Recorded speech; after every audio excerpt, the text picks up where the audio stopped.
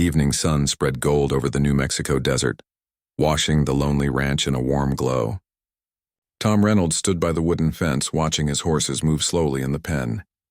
The old cowboy was 68, with a face lined by wind and sun. For most of his life, he had known only the sound of hooves, the cry of hawks, and the whisper of wind through dry grass. His wife had passed away 15 years ago, and his only son had gone north, never to return. Silence had become his companion, and he had learned to live with it.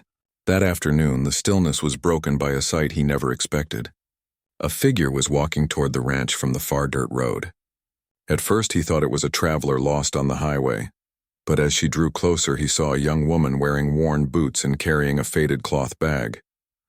Her long black hair was tied back with a leather cord, and her face was marked by sun and dust.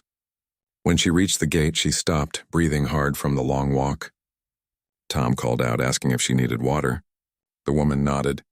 Her voice, when she spoke, was soft but steady. She said her name was Naya and that she was Apache. She had been walking for days, searching for work, but every ranch she went to had turned her away.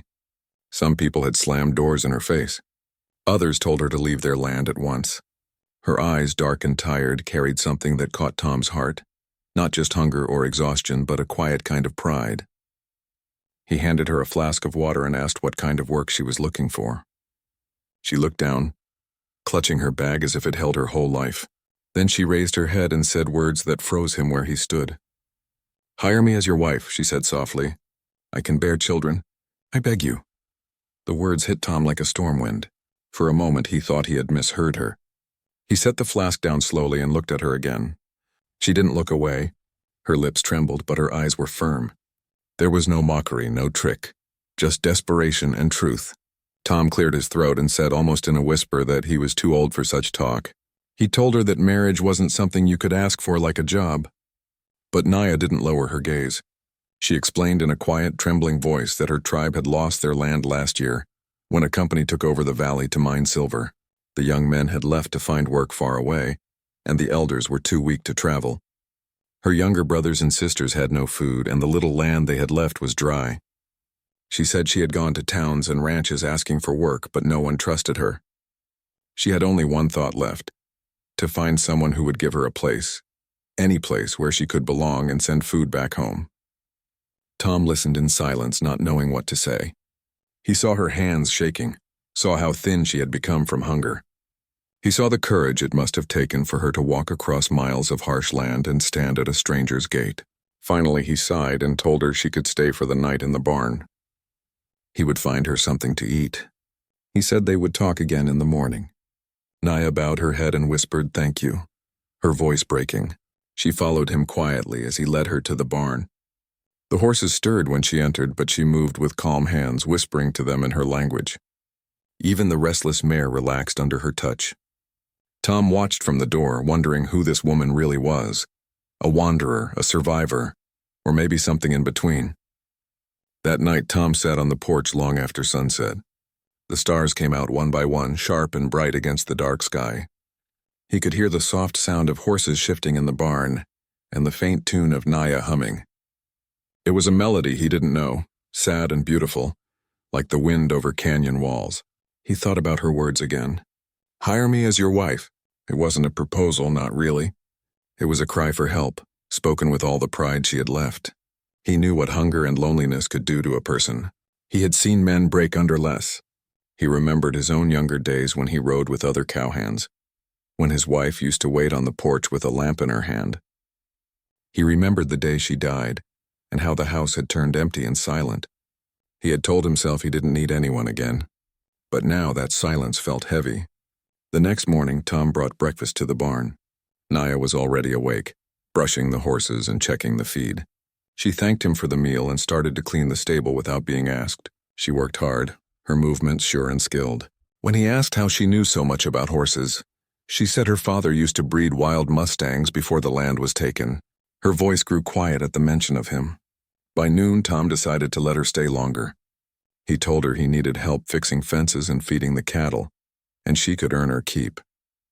She smiled for the first time, a small, shy smile that changed her whole face. He realized then that she was younger than he thought, maybe late 20s, maybe 30, but life had made her old too soon. Days passed into weeks.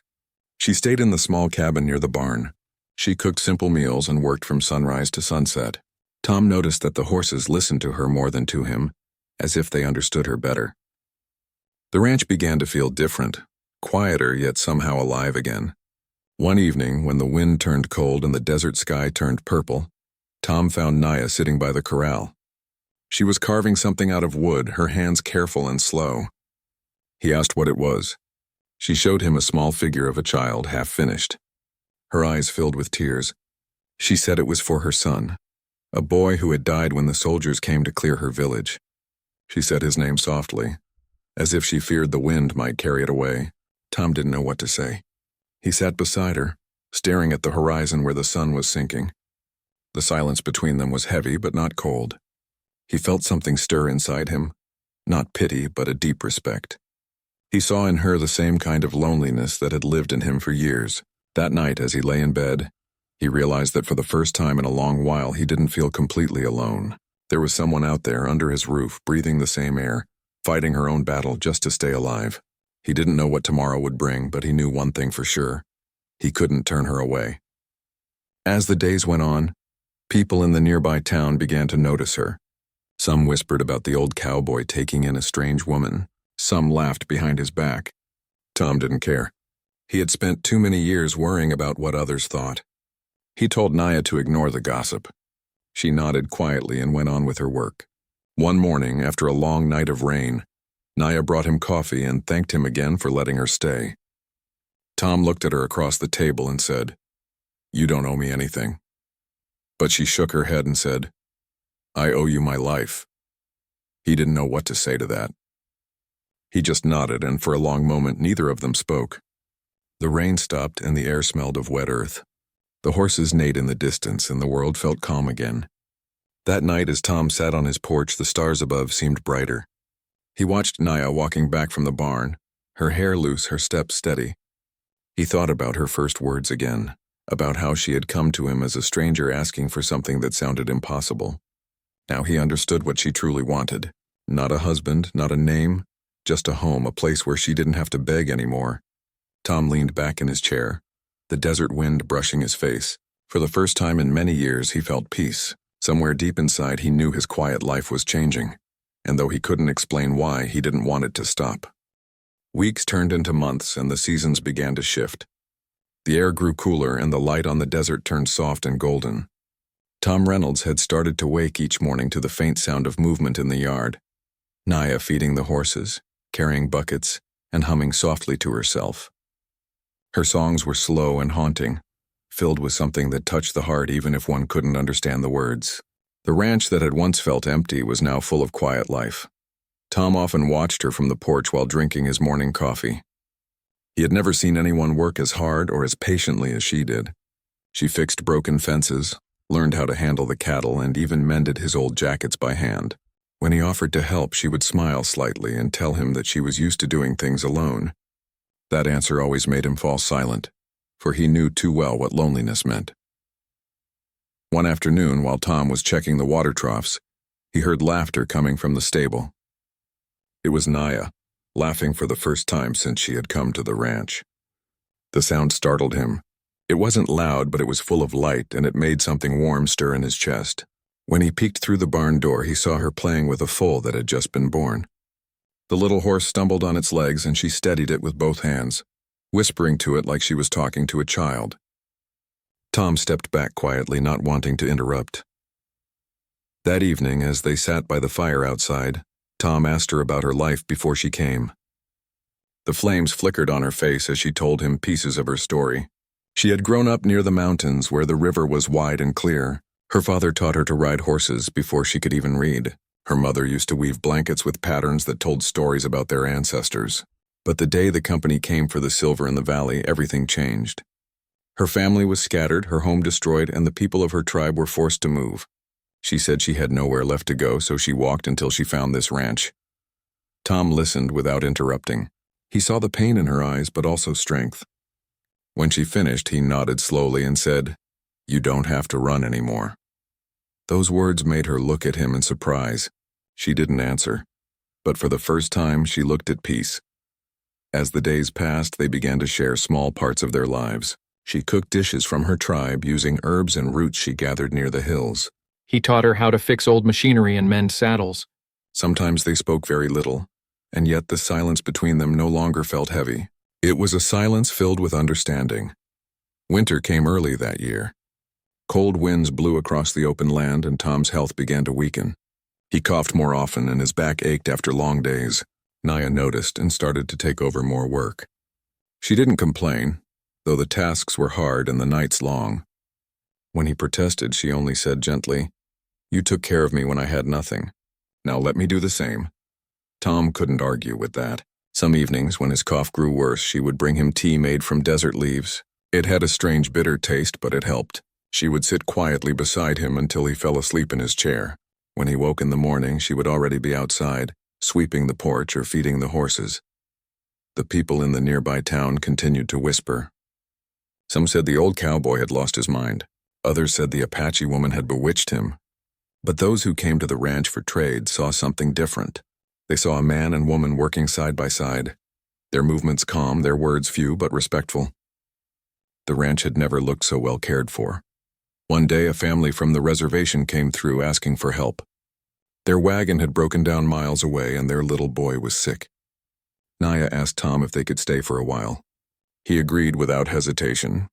For several weeks, she looked after the boy, bringing him water and wrapping him in warm blankets. Tom saw how gently she worked, her patience endless. The boy recovered slowly, and before leaving, his parents gave Naya a carved wooden pendant as thanks. She wore it always after that, close to her heart. The months went by quietly. The ranch began to attract visitors, drifters, workers, even a few children from nearby settlements. Naya started teaching them to ride the gentle horses and care for animals. She said she wanted them to learn something that could not be taken away, the skill of hands and heart. Tom often sat on the porch watching the children laugh as they rode. He would nod with pride every time he saw Naya smile at them. One morning, while feeding the horses, Tom felt dizzy and had to sit down. Naya ran to him and helped him back to the house. He tried to brush it off, saying it was just the cold, but she could see his strength fading. That night, she sat by his bedside, keeping a lamp burning. He opened his eyes once and said softly, "You gave this place back its life." She shook her head and said, "No, you gave me mine." As weeks passed, Tom recovered a little, but he knew time was catching up with him. He had spent his life in the open air, riding through storms and sun, and now his body was slowing down. Yet he wasn't afraid. He had seen too much to fear the end. What mattered to him was that his home wouldn't fall silent again when he was gone.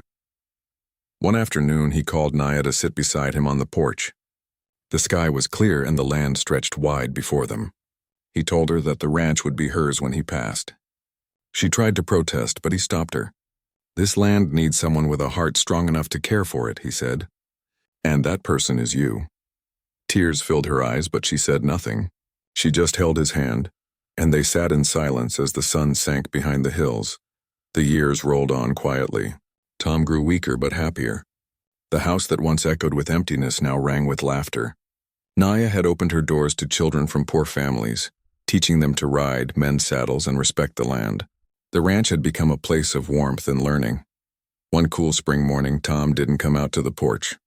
When Naya went to check on him, she found him resting peacefully in his chair, his hat tilted over his eyes, a faint smile on his face. He had passed in his sleep, the morning light falling softly across his hands. Naya buried him under the old oak tree near the corral, where he used to sit and watch the horses run. The town folks came, even those who had once gossiped. They stood quietly, their hats lowered as she placed a single white feather on his grave. It was a symbol of peace from her tribe, a way of saying that his spirit was free. After that day, Naya kept the ranch running just as Tom had wanted. She became known as the quiet woman who turned an empty ranch into a home for anyone in need. Travelers often stopped there for water, food, or simply a place to rest. The children she once taught grew up and returned to help her, calling her Mother Naya. Sometimes, late at night when the wind blew across the plains, she would sit on the porch and look up at the stars. She would remember the first night she came there, tired, lost, and desperate. She remembered how he had opened his door instead of turning her away. Now the ranch lights glowed softly against the dark desert, a sign that kindness had not been wasted. Every morning she placed a cup of coffee on the porch railing, just the way Tom used to like it, and whispered a quiet thanks. The old cowboy had given her shelter, but more than that, he had given her a second life, and through her, his name and his kindness lived on in the hearts of those who came after.